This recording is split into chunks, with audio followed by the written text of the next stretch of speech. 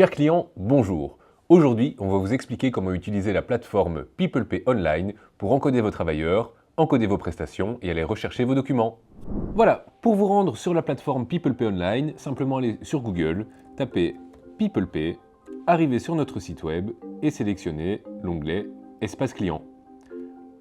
Vous allez arriver sur la page de connexion, vous rentrez vos données de connexion et vous arrivez directement sur l'accueil de notre plateforme. On va voir ensemble ce qu'il est possible de faire via la plateforme, un peu plus dans le détail. Premièrement, vous avez l'onglet Travailleurs. L'onglet Travailleurs va reprendre l'aperçu des travailleurs qui sont actifs sur la période sélectionnée. Ici, sur l'exemple, je vois mes 5 travailleurs sur la période du 1er octobre 2024 à aujourd'hui. Il est également possible d'ajouter un nouveau travailleur via l'onglet Nouveau travailleur. Pour ce faire, vous remplissez simplement les informations de la personne. Hop. Ici, je mets mes informations. C'est vrai. Il y a des champs qui sont bien sûr obligatoires. Si vous ne les mettez pas, sachez que vous ne serez pas passé à la page suivante. C'est assez logique. L'adresse du travailleur.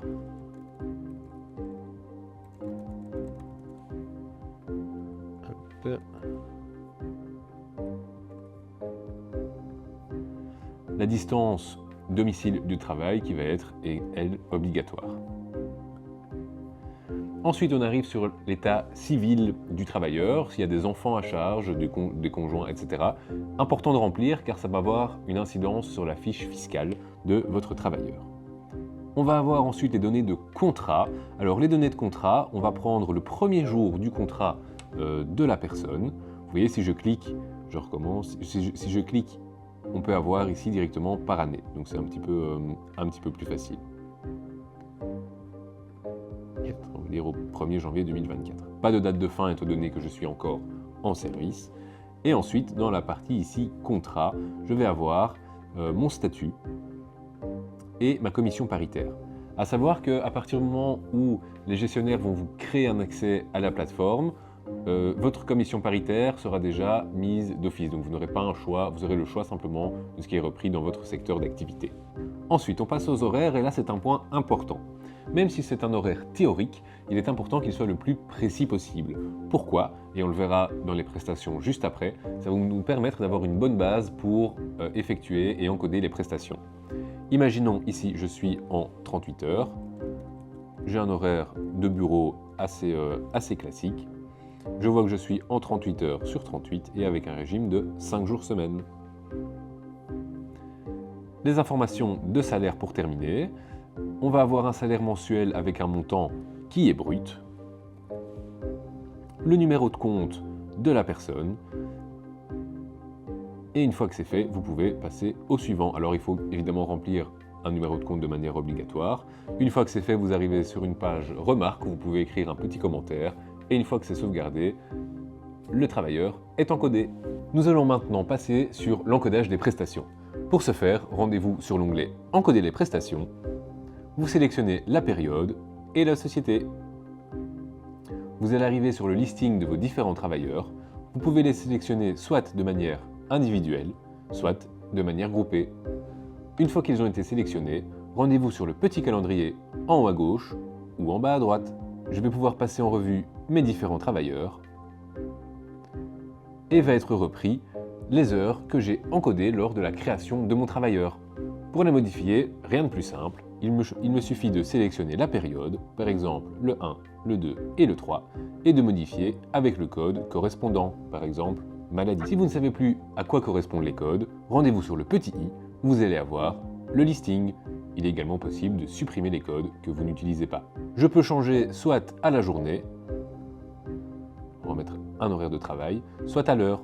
Pour ce faire, je sélectionne, je change jour en heure, par exemple 4, et je sélectionne mon code.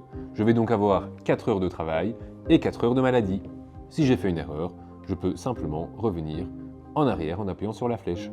Il est également possible d'écrire une petite remarque qui sera envoyée directement à la gestionnaire au moment d'envoi de la paye.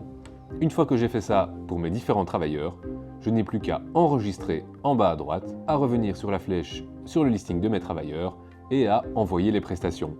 Une fois que les prestations sont envoyées, ça arrive en interne chez votre gestionnaire qui va effectuer une vérification, vous envoyer le projet des fiches de paye et s'il est validé, les fiches de paye définitives. Il est également possible de faire de l'encodage collectif. Attention, qui dit encodage collectif dit risque plus important d'erreur. Cependant, si vous avez une période de congé par exemple, c'est tout à fait possible de les mettre directement pour tout le monde. Le bouton paramètres va vous permettre d'enlever les codes que vous n'utilisez pas et vous pouvez également écrire une remarque qui sera à ce moment-là plus générale. Soit la communication en fonction du travailleur, soit une communication globalisée. Une fois que tout est validé, je me répète, j'envoie les prestations. Si vous travaillez avec un planificateur, il est possible d'importer des prestations, mais à ce moment-là, nous prenons contact avec vous et avec votre planificateur. Ensuite, on va continuer avec les documents. Alors, tous les documents que vous pouvez avoir vont se retrouver dans Employeur Self-Service. Et ici, vous allez retrouver la liste des différents documents qui sont disponibles sur votre plateforme. Ça va aller de la fiche de paye, aux factures, aux comptes individuels et aux éventuels autres documents. Si maintenant, vous avez une demande de documents pour des années antérieures, alors il est possible d'aller les rechercher via « Demander des documents ». Demander des documents, ce seront des documents plus spécifiques. En général, c'est également l'accès que nous donnons au comptable. Pour ce faire, je sélectionne le type de document dont j'ai besoin, par exemple, création du bilan social, l'année 2023, et enfin, l'adresse mail sur laquelle je veux recevoir le document. De manière automatique, dans les 5 minutes, vous allez recevoir le document demandé. Il est également possible de créer des dimona. Alors, pour ce faire, tout simple, déclaration de dimona, nouvelle dimona, et là je vais rentrer les coordonnées de mon nouvel employé ou de mon nouvel ouvrier. Attention que ce site est relié directement à l'ONSS, donc on évitera de faire des dimonas de manière abusive. Nous conseillons toujours de passer par votre gestionnaire avant de créer des dimonas. Et on va terminer avec le simulateur de calcul brut-net. Vous avez la possibilité d'établir un calcul de brut à net pour évaluer le coût d'un collaborateur. Simplement, même principe, vous devez remplir toutes les données nécessaires, ou du moins celles que vous avez, et le calculateur va vous calculer le brut à net. Nous conseillons également pour un calcul qui est plus précis de passer par votre gestionnaire. Au nom de toute l'équipe de PeoplePay, sachez que nous sommes ravis de vous compter parmi nos clients et n'hésitez pas si vous avez la moindre question, vos gestionnaires sont aussi là pour ça.